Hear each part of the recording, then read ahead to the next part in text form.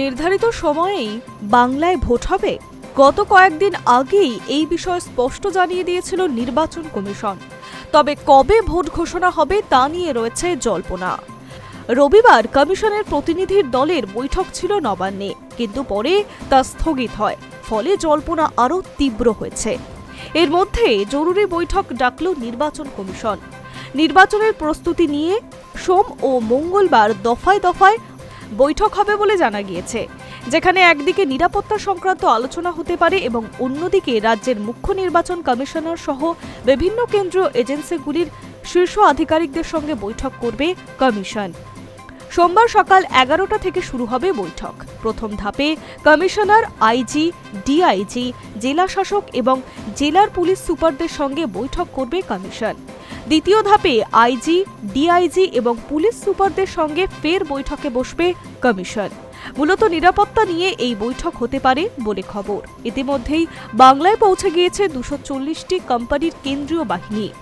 শুরু হয়েছে route march. তা নিয়ে বিস্তারিত আলোচনা হতে পারে। তবে বৈঠক হবে মঙ্গলবার।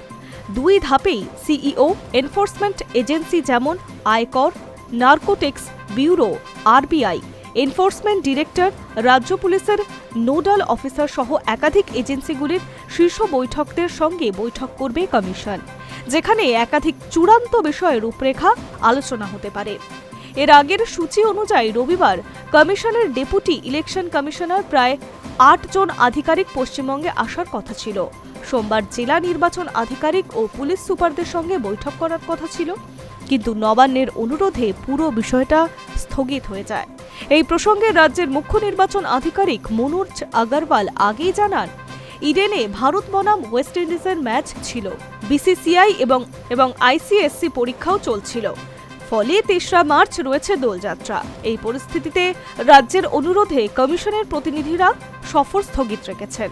ওই সফর স্থগিত হয়ে যাওয়ায় প্রশ্ন উঠতে শুরু করেছে, তাহলে নির্ধারিত সময়ে ভোট ঘোষণা করে সেটা সম্পন্ন করা হবে তো? ওই প্রশ্নের জবাবে কমিশন স্পষ্ট জানিয়ে দিয়েছে, ভোট সময় মতোই হবে। High news network.